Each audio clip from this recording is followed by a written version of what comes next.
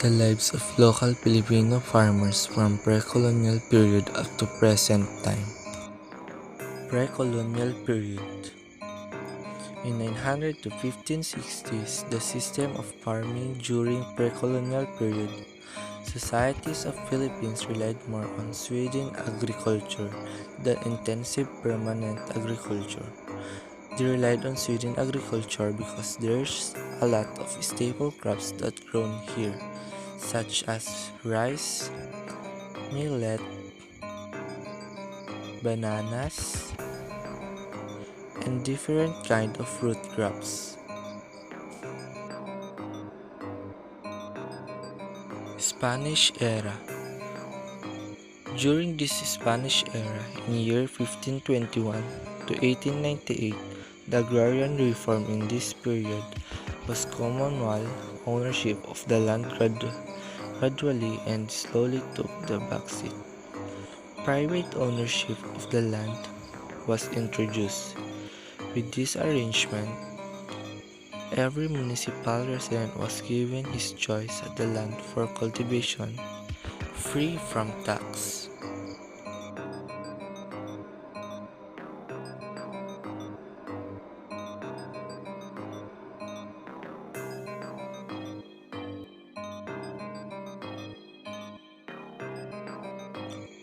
American period. In year 1901 to 1935 was the American period here in the Philippines.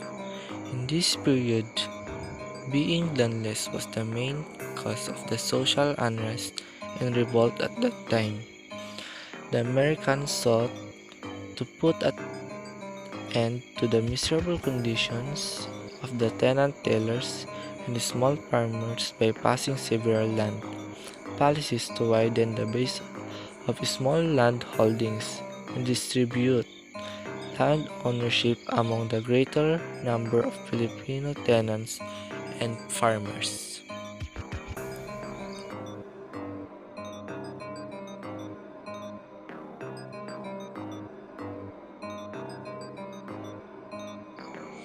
Japanese period. Between year 1942 and 1945 was the period of Japanese period in the Philippines.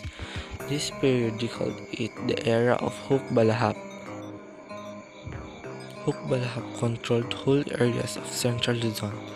Landlords who supported the Japanese lost their land to peasants while those who supported the Hawks fixed rentals in favor of the tenants. Upon the arrival of Japanese in the Philippines, in this year 1942, peasant and workers' organization grew strengths. Many peasants took up arms and identified themselves with the anti-Japanese group, the Hukbalahap or Hukbo ng Bayan Laban sa Hapon. And the main purposes of the Hukbalahap is to organize people into anti-Japanese resistance movement.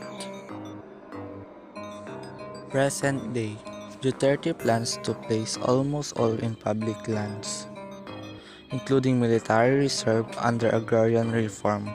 The president also placed 400 hectares of agricultural lands under the CARP. Under his administration, the department pursues an upland zero backlog. In the revolution of the agrarian justice delivery of the agrarian reform program to fast track and implementation of CARP. Nowadays, we are facing modern life. There's a lot of farming technology that help Filipino farmers to have fast farming nowadays.